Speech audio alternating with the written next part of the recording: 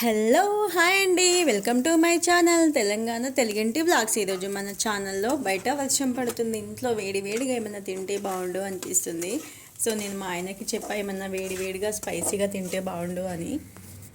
ఇక మా ఆయన మార్కెట్కి వెళ్ళి స్వీట్ కార్న్ తెచ్చాడండి. స్వీట్ కార్న్ ఒలిచి వేపుతున్నాడు. మా ఆయన ఇలాంటి చిన్న చిన్న రెసిపీస్ చేయడంలో చాలా ఎక్స్పర్ట్ అండి. ముందుగా కొన్ని స్వీట్ కార్న్ తీసుకొని ఇలా వేపుకోవాలి. బాగా మాడనివ్వద్దండి, కొంచెం వేపుకోవాలి. ఇలా 5 మినిట్స్ వేపుకున్న తర్వాత కొంచెం ఆయిల్ వేసుకోవాలండి. మనం స్టార్టింగ్లో ఆయిల్ ఏం వేయలేదు, ఇప్పుడు కొంచెం ఆయిల్ వేసుకోవాలి. ఇలా వేపుకోవాలి. ఈ విధంగా వేపుకున్న తర్వాత మంట లో ఫ్లేమ్లో పెట్టి ఆయిల్ వేసుకోవాలండి. కొంచెం ఆయిల్ వేసుకొని దీన్ని మళ్ళీ కలుపుకోవాలి.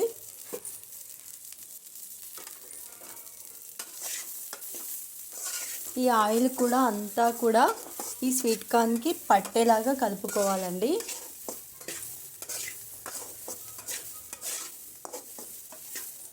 ఈ విధంగా ఒక 3 మినిట్స్ అలా కలుపుకున్న తర్వాత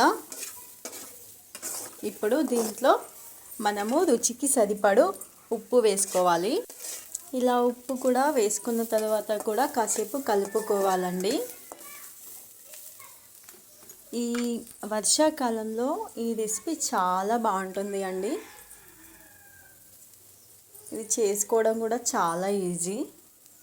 నాకైతే చాలా నచ్చింది, మా ఆయన చేశాడు. ఇప్పుడు ఉప్పు వేసుకున్న తర్వాత దీన్ని కలుపుకోవాలి.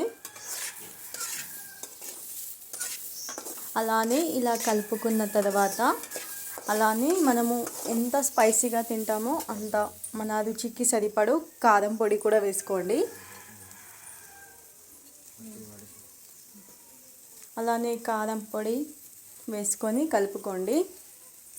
మీరు ఎక్స్ట్రా ఏమన్నా మసాలాలు కూడా యాడ్ చేసుకోవచ్చు. మేము ఏమీ యాడ్ చేయడం లేదు. మీరు ధనియాల పౌడర్ లేదా చాట్ మసాలా కూడా యాడ్ చేసుకోవచ్చండి. నేను యాడ్ చేయడం లేదు. అంతేనండి, చాలా ఈజీగా స్వీట్ కార్న్ రెడీ అయిపోయింది. స్పైసీగా, టేస్టీగా, వేడి వేడిగా. ఈ వర్షాకాలంలో ఇలా ట్రై చేసి చూడండి, చాలా బాగుంటుంది. ఇప్పుడు కాసేపు మూత పెట్టేసుకోండి. దీన్ని ఆనియన్స్తో లెమన్తో గార్నిష్ చేసుకొని తింటే ఎంత బాగుంటుందో అసలు. ఒక్కసారి ట్రై చేసి చూడండి, చాలా బాగుంటుంది. లాస్ట్లో నిమ్మకాయ పిండుకోండి, చాలా బాగుంటుంది టేస్ట్ అయితే. Healthy and tasty sweet corn ready అయిపోయింది. స్పైసీగా, స్వీట్గా చాలా బాగుంటుందండి. ఒక్కసారి ట్రై చేసేయండి.